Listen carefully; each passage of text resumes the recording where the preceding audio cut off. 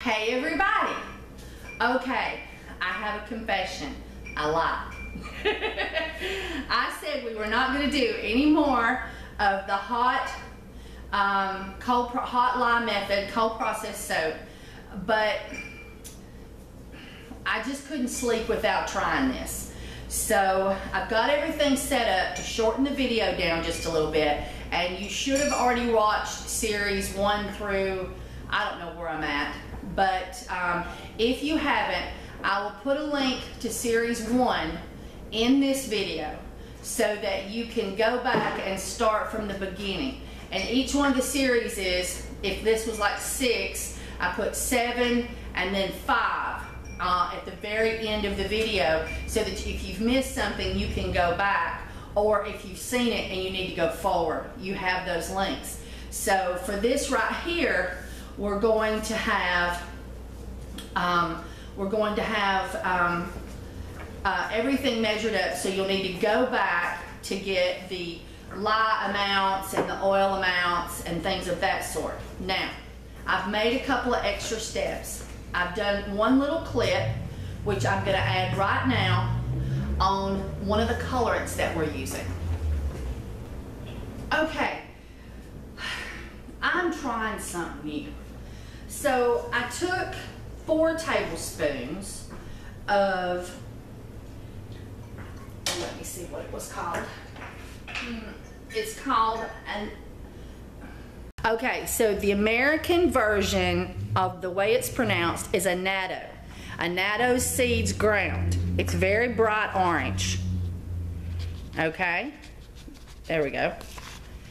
And the Spanish spelling is here, and I pick it up from the Spanish grocery stores locally. And then on the it's annatto. I didn't see that what it is the American spelling is directly under the Spanish spelling on the container. So because of the light and the fact that we've taped that on, I'm going to rotate it around a little bit, hoping that y'all can read it good. That looks really good right there. A-N-N-A-T-T-O, ground. And this right here is the Spanish spelling. Okay, before we go, I wanted to show you that this is Essential Depot's Orange and Cinnamon. It is one of my favorites, and because it's a fragrance, you don't have to worry about drying a person's skin out with orange or citrus, or making them photosensitive to sunlight, and you don't have to worry about putting too much cinnamon in if you were using an essential oil that might irritate the skin. This is awesome, this scent. And I put 4 teaspoons of that red powder in 5 ounces of olive oil, and I put a grid in the bottom so that this didn't sit directly on the bottom of the pan, and then I put it on high heat and I boiled it. I know, but I had to do something fast because we're just playing with this soap. I'm not selling this soap. This soap we're just playing with on the cold process, and normally you would simmer this for like 20 minutes and then you would sit it out on the shelf for several weeks, at least 2 probably. So I just boiled it with the spice in the container with the oil. And now I'm straining the oil through a washable tea bag.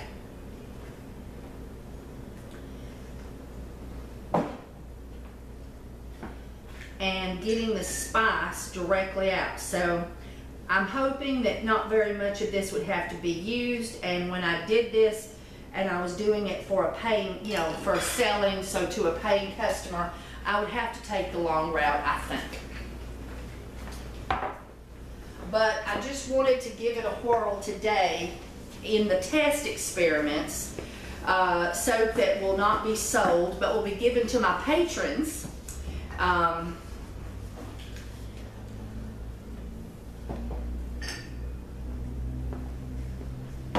I wanted to just do a speedy process, just so we can tell if the lye will eat the spice if it's been done this way. I'm told that if you steep your natural spices in olive oil or a liquid oil and then let them sit for a few weeks on the counter, that the oil here, for some reason, the lye won't turn this black. It won't eat the spice this way. If you put the spices, now some things, you know, can tolerate lye, but most natural spices can't. And so this is, and it's warm, and so I'm going to chill it by putting it in the freezer. And instead I sort of tore everything down on top of my head. Okay, so so we have our colorant made, and now I'm going to set this aside. And I just wanted to show you that the spice, see, is very orangey, and this tea bag, I don't know if I'll wash it. I may, those are only like 50 cents to, I think, here in the store, so I may just throw that away. Easier, I think, and probably spend more detergent trying to wash it. So the spice and a little bit of the olive oil is left in the bottom. All right. So just letting you know what I was doing when it comes to our colorant. Okay, so I have our liquid oils here minus 2 tablespoons of that liquid oil with 2 tablespoons of bentonite clay. And I have that in the bottom of this pot ready to go. All right, and I have 1 ounce of the liquid, that is an ounce of our liquid from our, and I used olive oil, but you could just pour out a whole ounce of the liquid that you've measured up for the recipe if you were going to just do 1 ounce of this. But I've made up 5 or 6 ounces of it, 6 ounces I think, and now I have just poured an ounce of it in here. And so I used olive oil, so I subtracted 1 ounce from my liquid oils because here is an ounce. So if I put this ounce and these 2 tablespoons back into here, I would have the full amount of the recipe. All right, and then here I have our hard oils only, and that's our shea butter and our coconut oil. So we have all of our liquid oils minus an ounce of olive oil, which is here in our colorant, and we have 2 tablespoons of the castor oil and the olive oil put in with 2 tablespoons of bentonite clay. Okay, so I hope that makes sense. And here is another video that I'm doing that is a project, and if anything goes wrong with that, you'll get to see it. So we got this project working here. Pay it no attention unless it does something really fun, okay? All right, and here we have our lye fixings. We have our oils ready. I have my molds ready. I have my stick blender ready, except for I have some residue from this batch on it.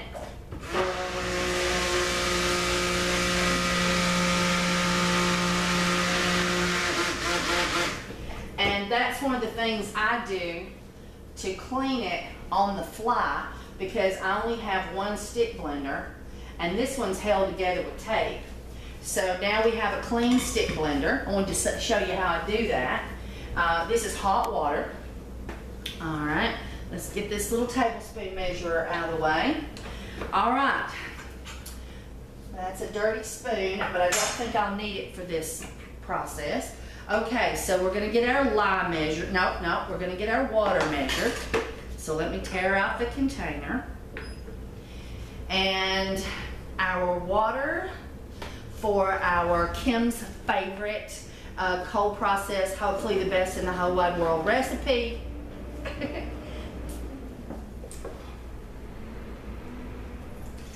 And I'm doing 2 increments of that recipe. So this is going to give us roughly about a 3-pound loaf before curing.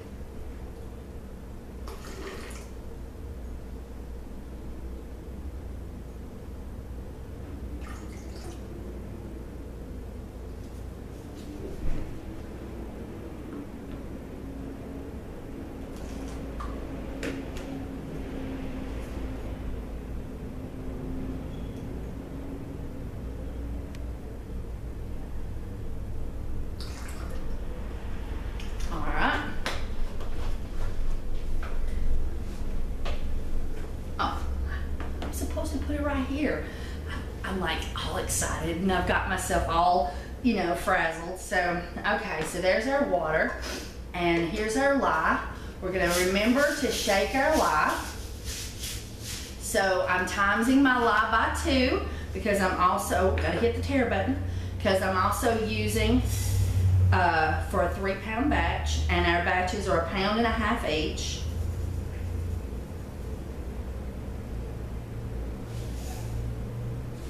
Oh, I got too much. This stuff is like static electricity, so you have to use a small measuring spoon to put it back. Okay.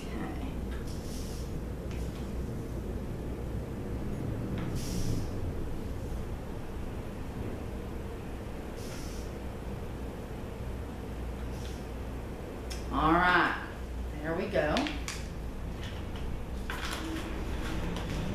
Put our lid on tight immediately. All right, so now let me get the scale out of the way. We got 2 batches. I'm using my gloves and my goggles.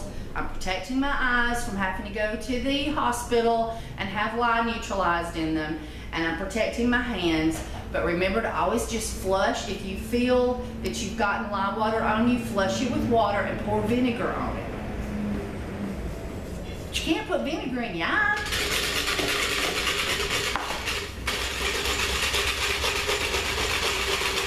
Keep a firm handle on your container.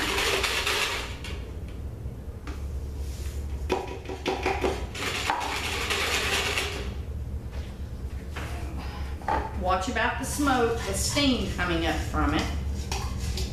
So far, we have not had any odd volcano type experiences. So I'm being brave, and I'm going to do this in our pots. I still recommend, if you're a first time and new soaper, go back to the video series starting with number 1 and work your way through, because we use a taller stainless steel container. All right, our steam is rising up. Gonna get rid of our lye tray. All right, I'm going to move my liquid oils right here. I think I'm gonna need 2 spatulas, so I'm getting those ready. We'll see how it goes.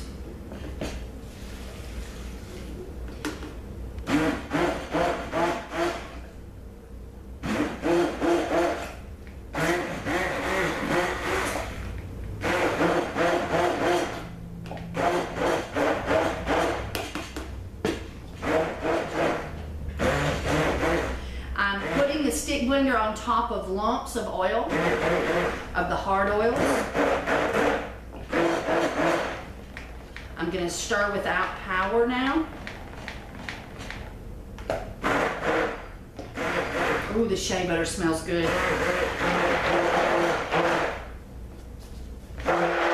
I'm going to tilt slightly.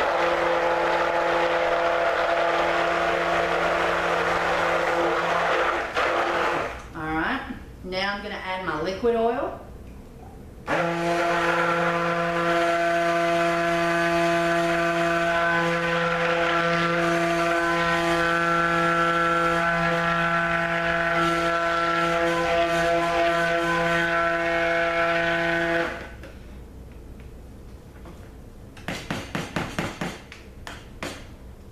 going to attempt to keep my stick blender over the pot. And I'm going to get the rest of my liquid oil. Everything in this recipe needs to be cautiously measured to accurate amounts. And we need to try to scoop and scrape everything we can into our recipe.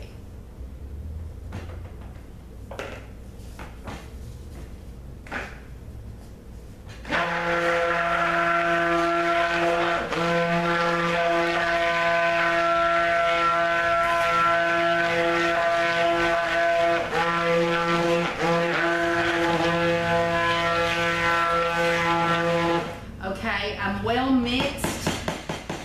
I'm going to do the same. I'm going to try to prop my stick blender up, and I'm going to measure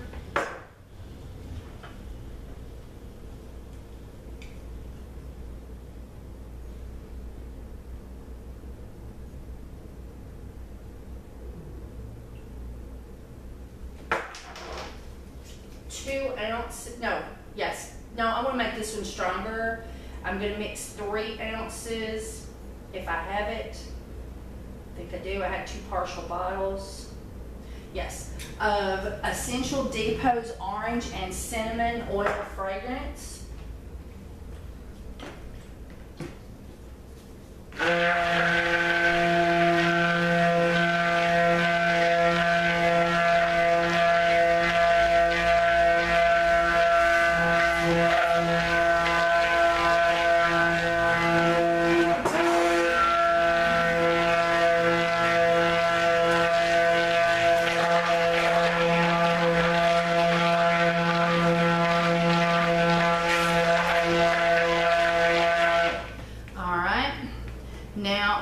Pour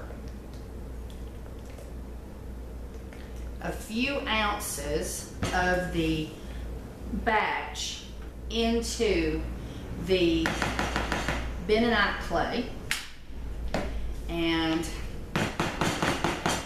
I'm going to set that aside. Oh gosh darn, that smells good. And I'm going to blend this.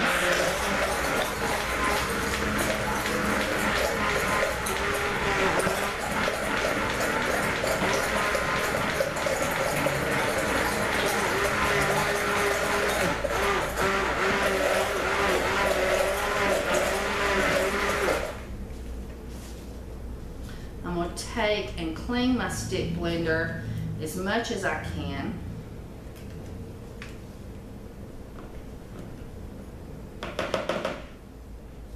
Set that aside.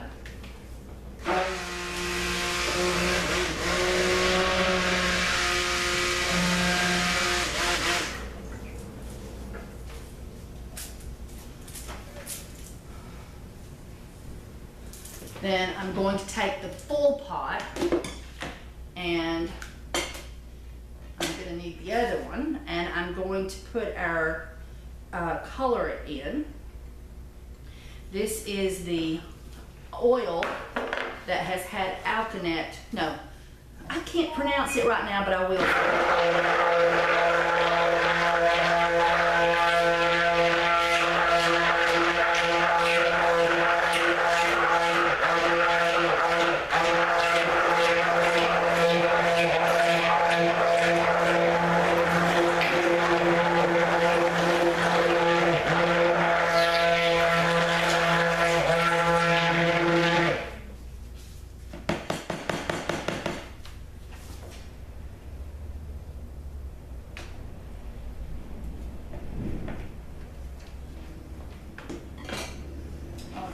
We're going to get our Essential Depot mold and basket. And one thing I've noticed is when you do the I've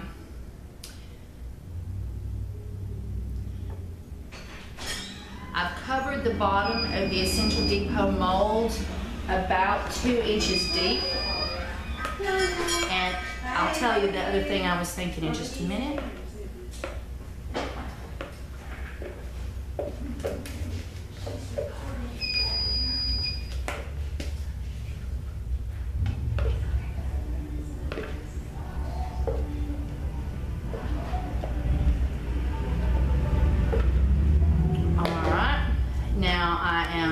Spreading that layer on top and taking a rag, that's something I hadn't been doing, and I'm cleaning up the side of my mold. I'm going to tap slightly. Now I'm going to take the other half of my soap, the orange color, and I'm covering it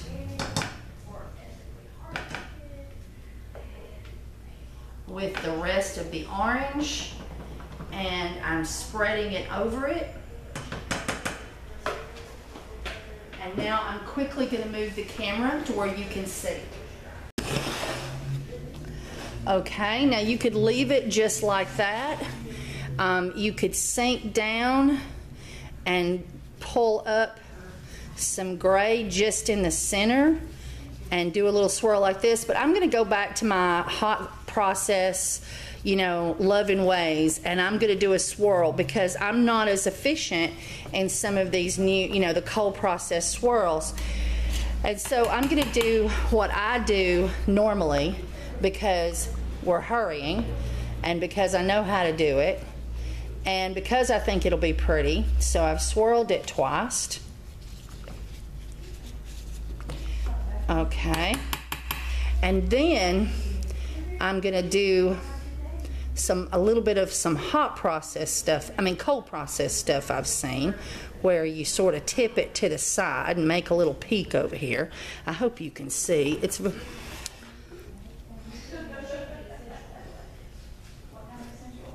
right, and I'm going to do a little bit right here. Same thing, I'm going to sweep this up. All right, and then I'm going to pat it over the edge just a little bit. I don't know, who knows. Oh, I like that. I did a little swing. I did a little bendy. Oh, I like that. Oh, I like that. All right.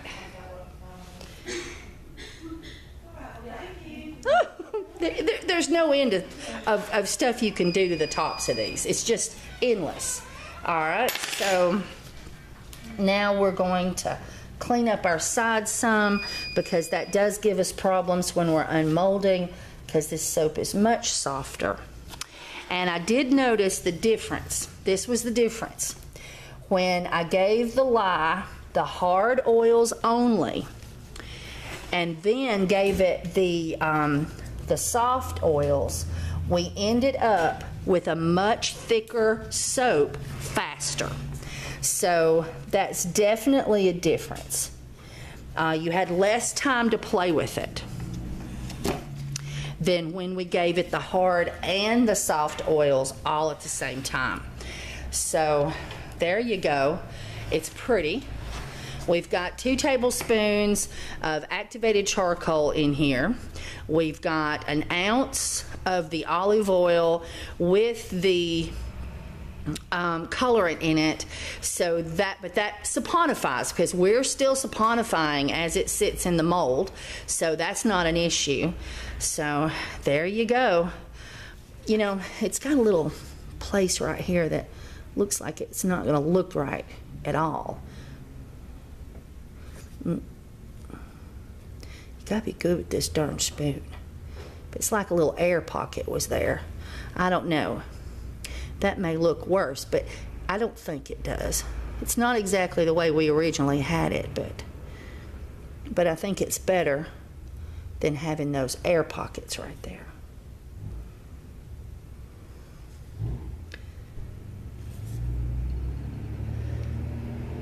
There we go. All right. Okay, so tomorrow we're going to cut this.